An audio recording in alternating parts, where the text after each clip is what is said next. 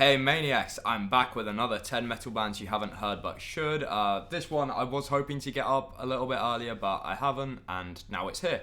But first, I really want to talk about something very exciting, which is my new book, the second Shrieks from the Abyss anthology. We did one of these a couple years back with Cult Never Dies with issues 1 to 3. Issue 3 was completely exclusive. Similarly with this, I'd released issue 4 and 5 separately, and then issue 6, which is a whole bunch of killer stuff, is exclusive to this book, which is a grand total of, I think it was 136 pages, thereabouts. Yeah, 136 pages, 22 interviews, reviews, live reports. The list of bands that I interviewed in this is as follows: Stormwitch, Brocker's Helm, Lucifer, Megaton Sword, Hersal, Drifter, Morgul Blade, Tower, Conquest, Messiah Force, which is a huge exclusive, 17 questions, 4 of the 5 original members, Canadian speed metal legends. We have Amethyst, Vulture's Vengeance, Dequisitor, Bloodstar, Adoria, which again is quite a rare one here from London, Witch's Hammer, Tyrann, Necromaniac, Sanctuary, Cruel Force, Reversed, and Phrenolith. If you bought issues 4 and 5, you could buy this and then give them or trade them.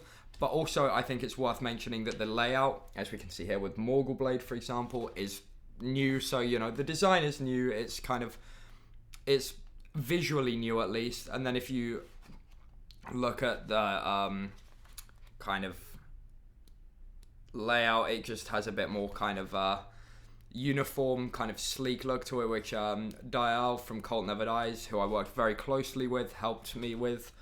Really happy with how this turned out. They're already, people are buying them. They're gonna have some good distro around the world, so if shipping is really expensive in your country, maybe hold out and just check your distros. I know Season of Mist are taking some for Europe, and we're working on some more.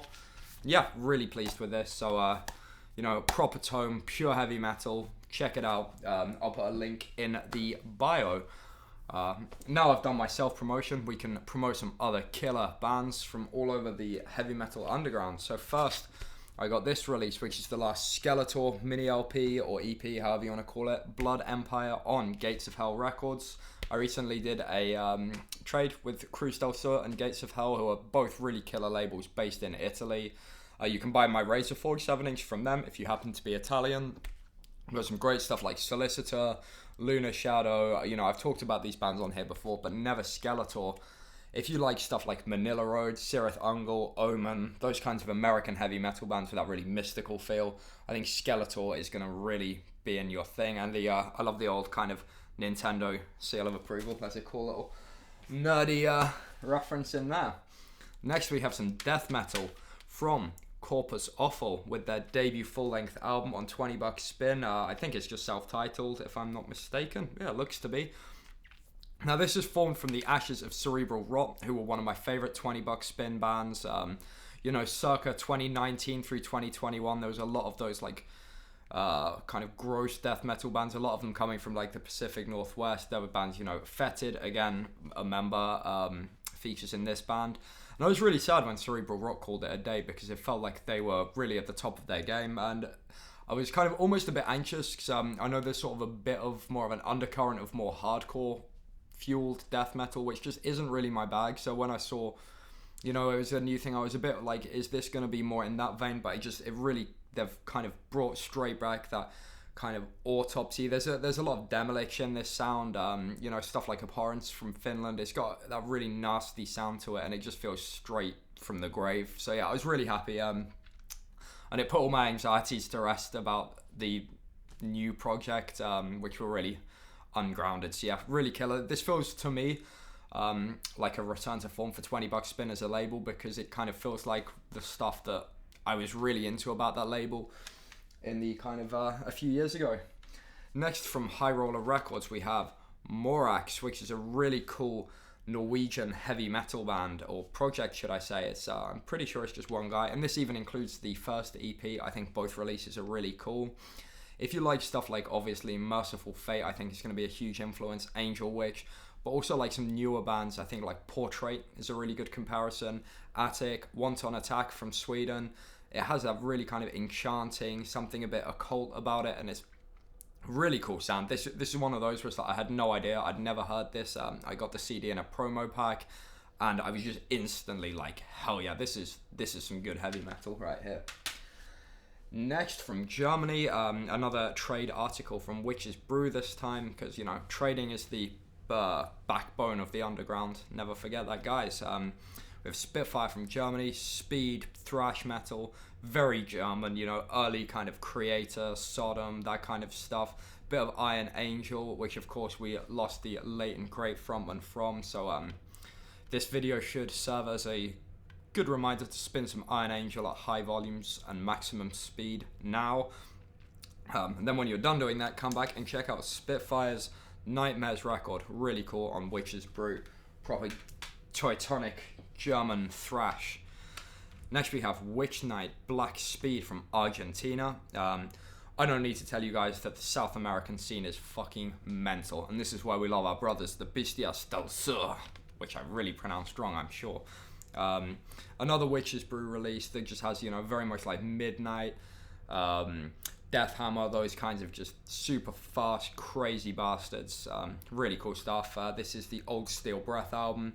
The artwork features a naked lady in an executioner's hood, which looks very crudely drawn, and that's my exact kind of artwork. So support Witchnight from Argentina. Next up, if you're going to worship anyone, worship the best, and that's what Zabbeth does, with, of course, their homage to Bathory's debut album. If you like Bathory's debut album, then you will like this album, because it is just straight up worshipping that sound, and I think it's really cool.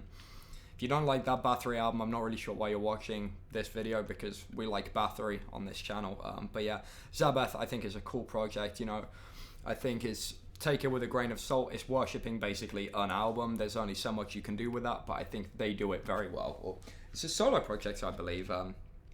Chaos guitars, vocals, bass. I don't know if it's programmed drums or a drummer. I suspect maybe programmed, but who knows? Maybe I'm wrong. I can't actually remember what the drum sounds like, so I'm a guitarist, and I was just like, hell yeah, this sounds like early Bathory guitars. Next we have Coven from Japan, going a little bit further afield. This is a Tapes of Terror release, which is a sort of sub-label for cassettes on Dementia. Really cool, melodic, fun, catchy, powerful, well-recorded heavy metal. You know, the Japanese standard of that output, you know, every attention to detail has been really paid attention to. That was definitely a sentence. And yeah, I think these guys are really cool. And if you just want some good like driving or like road tripping or long train journey, some just good heavy metal that will make you feel cool, then listen to Coven, Japan. Next we have some more Norwegian band, another Norwegian band, some more Norwegian maniacs. I actually need to de-shrink wrap this.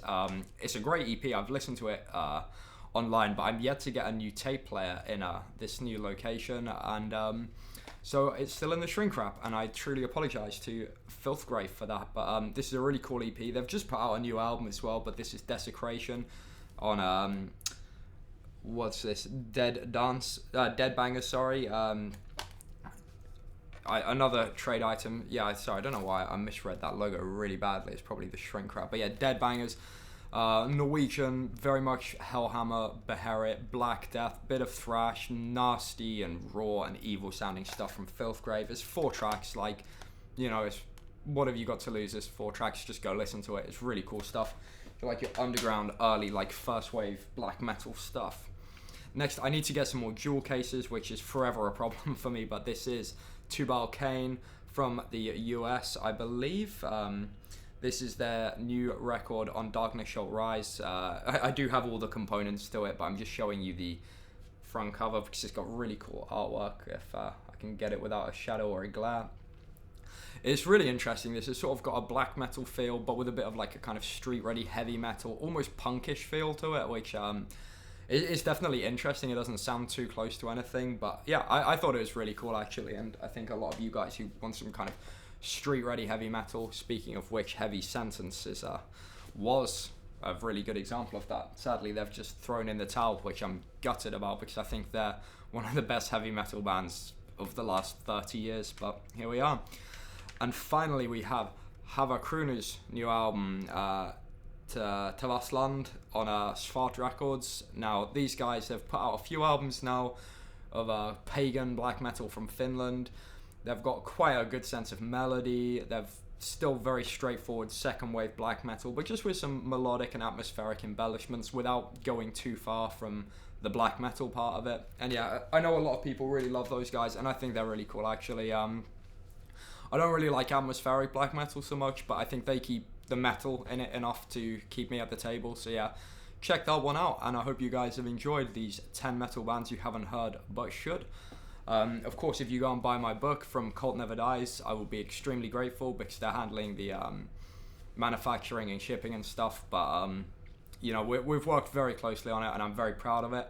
Of course, if you go and support these bands and the labels that release these releases, that's the whole point of this video. So do that. Keep trading, keep old school, keep underground, keep metal. Until next time.